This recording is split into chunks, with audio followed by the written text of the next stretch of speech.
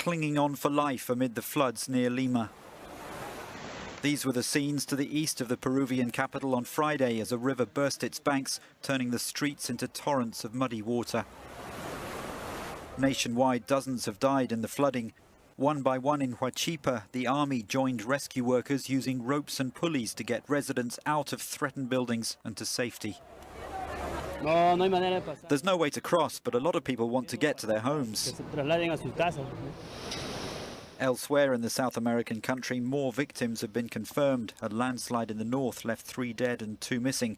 The rainy season has destroyed more than 15,000 hectares of crops and over 1,000 kilometers of roads. President Kuczynski, seen here visiting Huachipa on Thursday, has called on residents not to approach rivers due to the dangerous waters that have dragged away people and animals. Rising temperatures in the Pacific are expected to bring more rain in the next few weeks. A U.S. warship sailed near a disputed island in the South China Sea claimed by China, Taiwan, and Vietnam on Sunday in an operation meant to challenge the competing claims of all 3 nations, a U.S. Defense Department official said. It was the second freedom of navigation operation conducted during the presidency of Donald Trump, following a drill in late May in which a U.S. warship sailed within 12 miles of an artificial island built by China in the South China Sea. Continuous and heavy rain has poured down on central China's Hunan province since June the 22nd. Conditions have got so severe that the Provincial Flood Control Center is now trying to get those affected to higher and safer ground. Residents are being evacuated through windows, down ladders, and onto boats. And those tasked with the rescue efforts are almost working around the clock.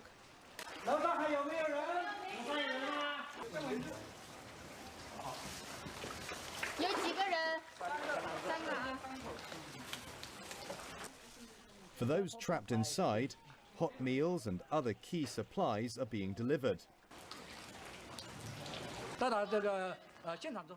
As soon as we arrived at the scene, we have been focused on relocating residents. At the same time, we're safeguarding valuables and bringing residents their daily supplies. Authorities are also using heavy sandbags to try to secure the local dikes, which have been overcome by the rain. For those who have been temporarily relocated, they're keen to get home, assess the damage, and get on with rebuilding their communities. Michael Butterworth, CGTN. Thousands of Singaporeans on Saturday rallied for LGBT rights at the annual Pink Dot celebration, despite a new government policy banning foreigners from participating. The ban was announced after last year's Pink Dot event in an effort to stop foreign entities from interfering in domestic issues. For events like the Pink Dot, foreigners are not allowed to organize or speak at the events or participate in demonstrations, the Ministry of Home Affairs said in a statement announcing the new policy. Singapore is a socially conservative country and has been criticized for its anti-LGBT policies. Under Singapore law, sex between men is punishable by up to 2 years in jail. A new report suggests there has been an alarming spike in government hostility toward religion over the past 8 years. Fox News radio correspondent Todd Starnes, the author of The Deplorables Guide to Making America Great Again, is here with us today. He also has a brand new nationally syndicated radio show starting next Wednesday. I was reading about that. Congratulations, Todd. Thanks, Laura. Appreciate that. We're looking forward to it. Absolutely. All right, so let's talk about this report. What more does it tell us? Well, since 2014, there's been a 76% increase in the number of hostility cases involving religious liberty. And this information coming from the Family Research Council and their report, Laura, and according to their documentation, most of these instances occurred during the Obama administration and predominantly were impacting people of the Christian faith. You know, I know that you follow this group closely. How does the Family Research Council gather their facts and get this all together for us? Well, quite frankly, they use the news media, and they use a lot of reporting from various sources, and they document all of these instances in the 66-page report. This is no surprise that the Obama administration was hostile towards people of the Christian faith. Laura, in my book, I document the Obama's first Christmas in the White House, where they actually debated whether or not they should remove the nativity scene from the building. So this is sort of the mentality that we saw in the Obama administration. And this is, quite frankly, why I wrote the Deplorables Guide to Making America Great Again, to not only document these instances, but also give people of faith in America a way they could fight back. All right, so you believe that people of faith are being pushed aside in our country. Why do you think that is? Well, there is, quite frankly, an attack by atheists and secularists, and they want to eradicate Christianity from the marketplace, the public marketplace. Look, just a couple of days ago, Laura, I wrote a story about East Central University. The university there decided to capitulate to secularists, and they were going to remove the cross and Bibles from a chapel on the campus. After we did our story, a couple of hours later, the university had a change of heart. But again, this illustrates when you take God out of the equation, they want to replace that with government. And I think that's ultimately what's behind this. All right, we got to keep this one quick. Todd, from your position, what do you think needs to be done to help stop hostility towards religion? Well, the answer is very simple. People of faith must take a stand. That doesn't mean you have to burn down buildings or march in the streets and do all sorts of nefarious things. It means getting involved in the political process. That's what Christians need to do.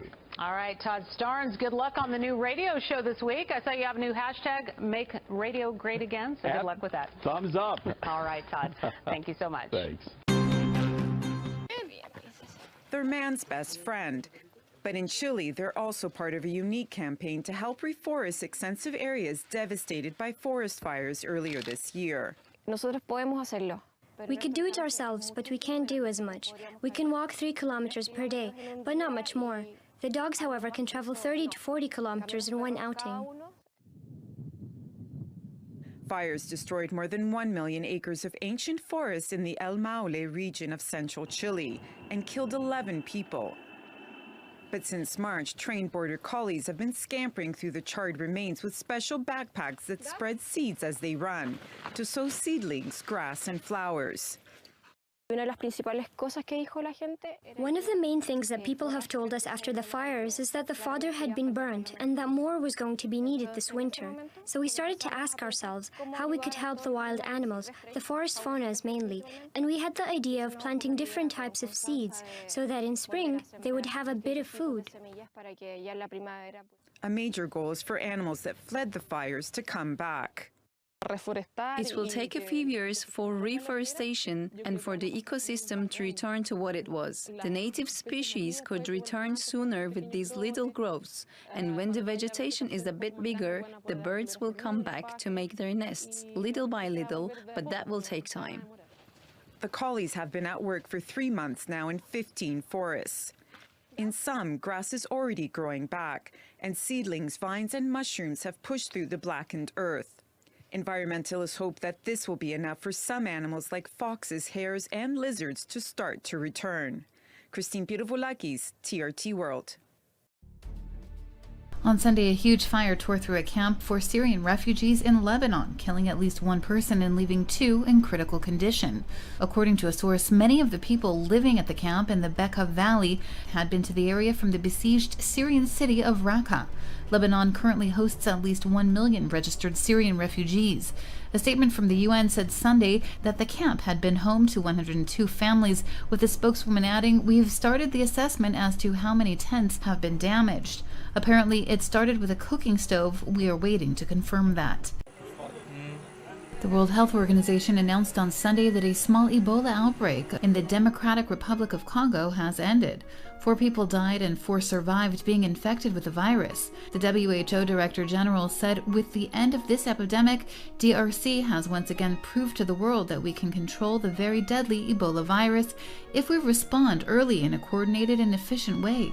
The Centers for Disease Control also issued a statement saying this highlights what is possible when countries are prepared to prevent, detect, and respond to disease outbreaks. On the streets of Venezuela's cities, at least 4 people have been killed during anti-government protests since Friday. According to the Attorney General and Chief Prosecutor, Luisa Ortega Diaz, Ortega has become a heroine to opposition supporters. All the workers welcome that the Attorney General is with the Constitution and respecting the Constitution, like everyone who has raised their voice against the fraud that the government is trying to impose. The government says Ortega is a traitor. It's banned her from leaving the country and frozen her bank accounts. She opposed Venezuela's Supreme Court when judges dissolved the opposition-controlled National Assembly in March. She's also challenged the socialist government's push to rewrite the constitution. And she's pressing charges against police officers accused of being linked to the killing of anti-government protesters. The Attorney General's office summoned the chief of Venezuela's intelligence agency on Friday, accusing General Gustavo Gonzalez of being linked to human rights abuses. A few hours later, President Nicolas Maduro promoted the general to head of the army. Opposition protesters say they're determined to stop what they call attacks on Venezuelan democracy. Today we are defending an institution, the Chief Prosecutor of the Republic, which the government also wants to end. Maduro's government, the dictatorship of Maduro, does not only intend to end the National Assembly, but now also the Chief Prosecutor. The protests are now into their fourth month. Tear gas continues to blow through the streets, and so does the battle for Venezuela's future. Rob Matheson, Al Jazeera. The African Union says it needs member states to make a sizable investment in their country's agriculture sector. The continental body is investing more into its comprehensive Africa Agriculture Development Program. Under the program, the AU has launched a continental framework for agribusiness development in the continent. This aims to attract funds and create jobs for the youth. At the department level, what we intend is to see how many countries. We have a roadmap of countries to domesticate CAADP. Today, for this year, 2017, our intention is to have 15 countries to really domesticate the Malabo into the NAIPS. And in 2018, we want to have 30 countries. So by the end of 2018, we have at least 45 countries in Africa who have domesticated their CAADP, because you need to have a compact, their CAADP plan in their national agriculture investment plan. We believe that agribusiness development is a way forward that can attract the young to invest in agriculture. There is no age restriction for who can buy the morning after pill, but according to a new research study, some teenagers still face difficulty trying to purchase it. Dr. Tracy Wilkinson, an assistant professor of pediatrics at Indiana University School of Medicine. In 2013, the FDA lifted the age restrictions for emergency contraception, and a lot of people thought, great, we won, it's over, and now it's available and acceptable to anyone without any identification. Still, some pharmacists make it harder for them to purchase. Nearly 1 month on from the general election, on the face of it, things appear the same.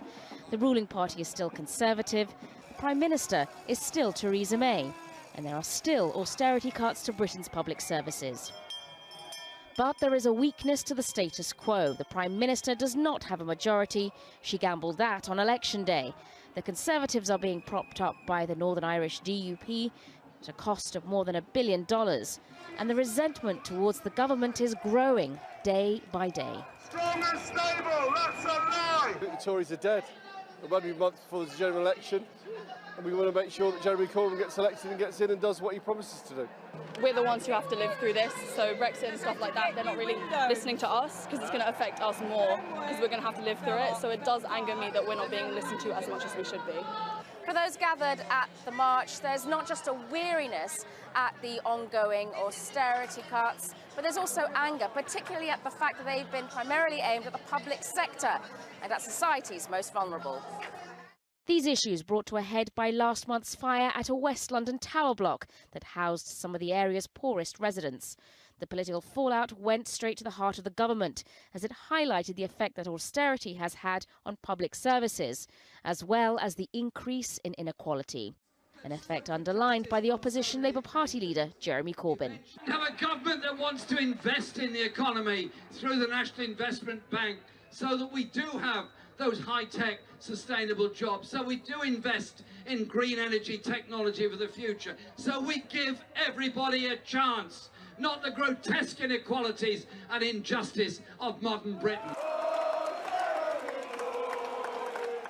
The ruling Conservative Party have shored up enough support to remain in power for now, but Mr Corbyn's supporters here feel they have the momentum and that it is only a matter of time before the clock runs out on Mrs May's leadership. Sonia Gallego, Al Jazeera, London. Well, China now hitting North Korea with a crippling surprise and unprecedented move. Certainly interesting on China's part, according to the Conservative Tribune. They report as part of President Donald Trump's plan to deal with the totalitarian state of North Korea, he has been pressuring China to do more to rein them in. The president hasn't appeared pleased with China's efforts so far, tweeting last week, quote, "While I greatly appreciate the efforts of President Xi in China to help with North Korea, it has not worked out. At least I know China tried." They write here, although its motivations are not entirely clear, it appears China is now doing more to stifle the North Korean regime. China's largest state-owned energy company, China National Petroleum Corp., has stopped fuel sales, mainly gasoline and diesel, to North Korea, according to a report from Reuters. The CNPC appears to have cut off the fuel shipment out of concern that North Korea could no longer pay for the fuel. They write it's unclear if the move was also motivated by pressure from the Trump administration. Quote, "It's no longer worth the risk," said a source who also described the decision as a commercial one. They state it is possible that the risks are the threat of more sanctions being slapped on North Korea from international community and the United States in response to further North Korean missile and nuclear tests. So this is not going to cripple North Korea, but it will inflict a lot of headaches.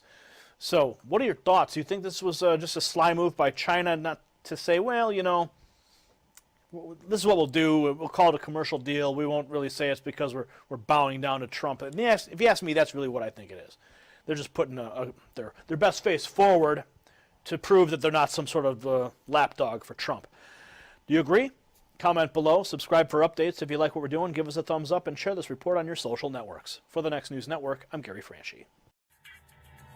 Some minorities have mixed feelings about the revelry of fireworks and parades in an atmosphere of tension on several fronts, as many in the United States celebrate the 4th of July holiday. According to Black, Latino, and immigrant rights advocates, the aftermath of the 2016 presidential election, recent lack of convictions of police officers charged in the shootings of Black men, and the stepped-up detention of immigrants and refugees for deportation have them questioning equality. Added to that is the questioning of the promise of life, liberty, and the pursuit of happiness in the United States.